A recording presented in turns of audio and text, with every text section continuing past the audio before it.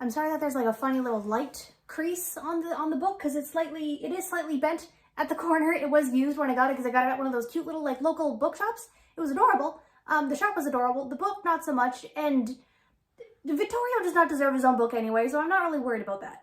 Okay, so I planned to talk about The Lost Metal by Brandon Sanderson, but I finished Vittorio like a week ago, and it's not good, but I wanted to talk about it. And I had a suspicion that it wasn't her greatest work anyway, because like I know her stories, like, you know, like they're amazing, but they also wane. Like there's high points and low points. I figured this was a low point. That's okay, mostly because I didn't even know this guy existed for the longest time.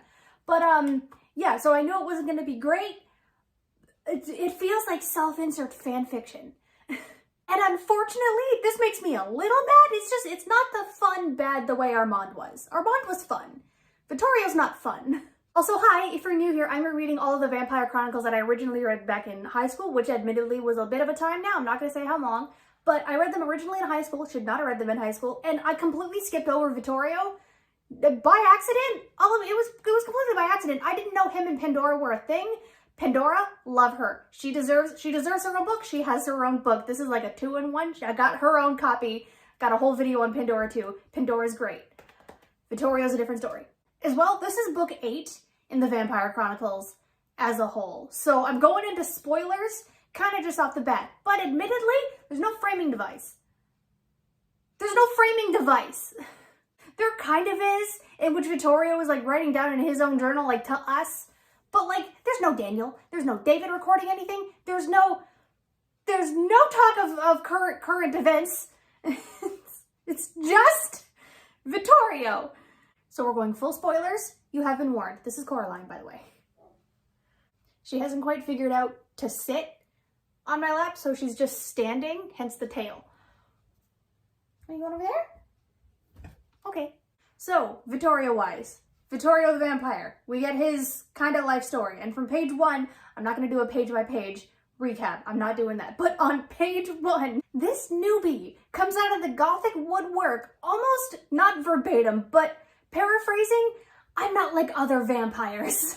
I'm not like other vampires. I know all about your frivolous Lestat and Louis. We're not here for them. You're here for me and my revenge story. So that's our framing device. That's it. It's just this guy in a tower as a vampire writing in his own little journal, like to us, the reader, of like, you don't need Lestat and Louis today. You're here for my important story. The audacity of this newbie is hilarious. So I took that as a challenge, okay? I took him at his word, like, okay, you're just as important as the others. Tell me why you're just as important. What do you got? What do you bring to the table? Read the whole thing? It's not that impressive. So rather than just me bitching about Vittorio, I'll get to him again in a second, but rather than me just bitching about the character, getting into something I actually did like, that I think Anne Rice was actually trying here, she actually tried to make her vampires actually scary. I think this was supposed to be like an actual horror story, because it starts off with Vittorio as a human, and his family is slaughtered by a bunch of vampires. One of them namely being a lady named Ursula. It was a whole other thing. But I think they were actually scary. These vampires were actually kind of scary, mostly because we were at like the human side of things, seeing it from that horrific perspective and seeing how they were completely like slowly siphoning off this village. Honestly, kind of scary. Really cool concept in the courtyard where they had a bunch of captives. They were scary. It didn't stick, but it was an attempt. And speaking of Ursula, the insta-love between her and Vittorio, days after she slaughtered his family, like he watched her kill his siblings, the insta-love these two have, it's trying to be that Anne Rice floweriness. It's just weird. It's just weird. And Ursula is not a character. She's a non-character. She's barely a person. She's a plot device for Vittorio's story and revenge, and then she's the prize at the end. That's it. None of her motivations make sense. None of her feelings and emotions for Vittorio make sense. Nothing about her makes sense. And Vittorio as a character is just egotistical and vain, but not in a Lestat fun way. Lestat earned that. Vittorio is not that fun, and the main, like, turnoff, I guess, for Vittorio in his entire journey, seeing the horrific deeds of these vampires being tormented by them, trying to avenge his family against these horrific things, these beasts, these monsters, The moment he becomes one, he's totally fine with also slaughtering that village.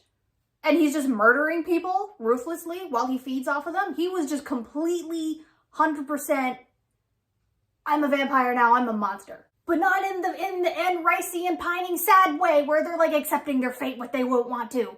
He was fine with it. No moral quandaries whatsoever. Lestat was at least in shock, and he figured out his own method of like the evildoer and all of that stuff. Vittorio doesn't care. And Ursula turns him. It's around the end, a little sooner than the end, but like Ursula turns him for whatever, by lying to him for whatever reasons out of love, and he's mad at her for all of like 5 minutes, and then they're in love again. It's weird. It's weird because she's basically his pet after that. There is one cool thing. One cool thing. One, it actually tried being scary, didn't land, but it was an actual attempt. But one cool thing I did like was Vittorio has the coolest curse at the end of this. There's a whole thing with angels. He can see angels at one point, and one of the angels kind of sees him being a little too okay with being a vampire, which, you know, the angels were supposed to like the angels helped him slaughter the entire coven except Ursula. And then Ursula turned him into a vampire. He was totally fine with being a vampire. Angels aren't quite a fan of Vittorio anymore. It's a whole thing. So the main head honcho vampire, or angel, sorry, the main angel, main good guy, a literal angel, comes down to Vittorio and curses him to always constantly see the glowing light soul of a human. Like everybody all of a sudden lights up like a Christmas tree. All the humans, we're all just like little, like glowing little light bulbs.